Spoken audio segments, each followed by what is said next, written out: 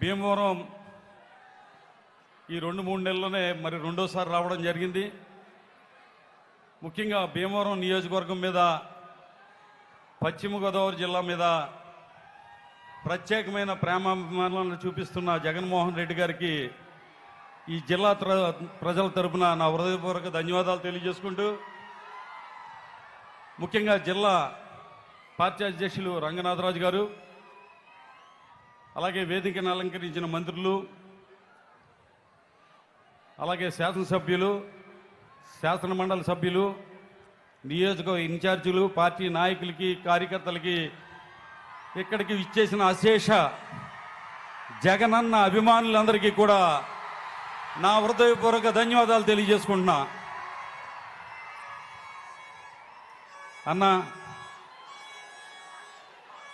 ఈ రోజున చాలా సమయం ఆలస్యం అవుతుంది, చాలా తక్కువ సమయం మాట్లాడమన్నారన్న. నిజంగా మాట్లాడాలంటే 5 నిమిషాలు టైం ఇచ్చారు. 5 నిమిషాలు మాట్లాడటానికి కూడా మా నోరు పెగలడం లేదన్న. చాలా బాధగా ఉందన్న. ఇవాళ ఇన్ని లక్షల మంది మిమ్మల్ని దగ్గరగా వచ్చి, అన్న ఎలా ఉందన్నా, మీకు దెబ్బ తగిలింది, ఆరోగ్యం ఎలా ఉంది అమ్మి అని మీ శ్రేయాభిలాషులుగా వాళ్ళందరూ కూడా మీ శ్రేయస్సు కోరి ప్రతి ఒక్కళ్ళు కూడా మిమ్మల్ని చేపట్టుకుని పలకరించాలని ఆప్యాయత అభిమానాలతో వచ్చిన లక్షలాది మంది జనం అన్న, నీ అభిమానులు అన్న. వాళ్ళందరూ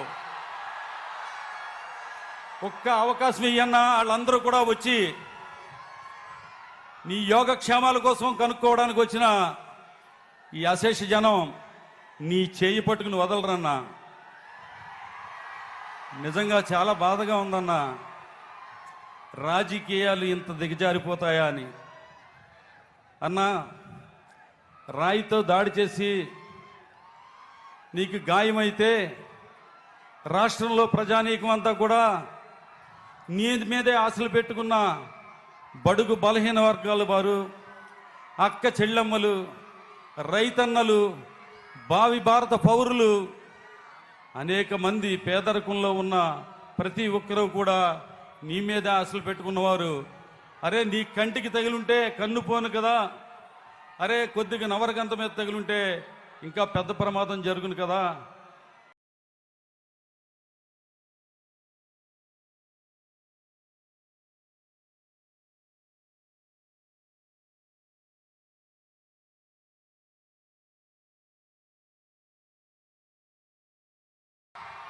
మానవత్వం లేని మృగాలు చంద్రబాబు నాయుడు, పవన్ కళ్యాణ్ గారు మాట్లాడుతున్న మాటలు చూస్తుంటే మా గుండెలు తరుక్కుపోతున్నాయన్నా.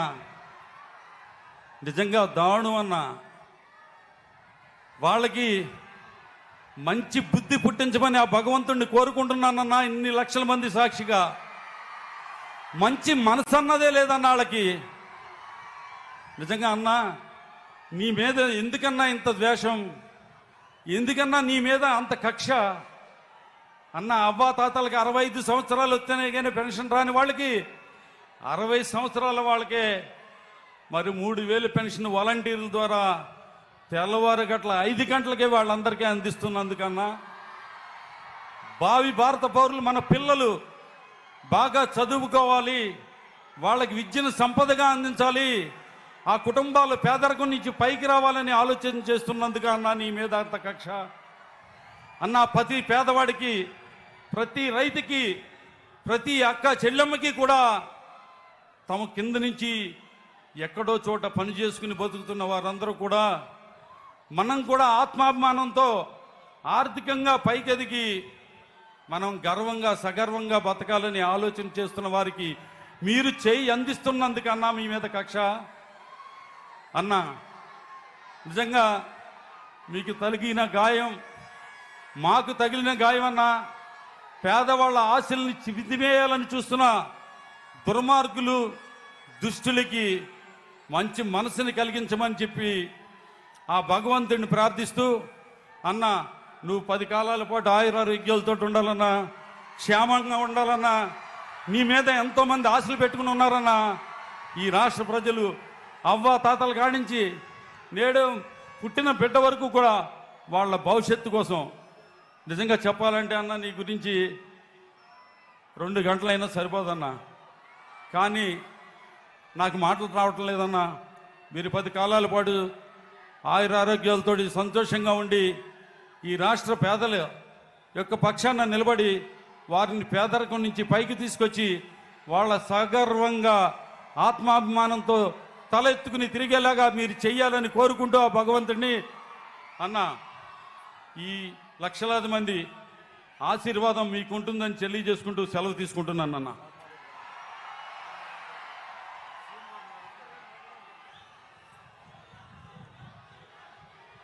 వైఎస్ఆర్ కుటుంబ సభ్యులకి అలాగే జగనన్న అభిమానులందరికీ కూడా మరి మీరు ఎప్పటి నుంచో ఎదురు చూస్తున్నారు, మన అన్న ఎప్పుడు మాట్లాడతారా అని. మరి ఇప్పుడు జగనన్న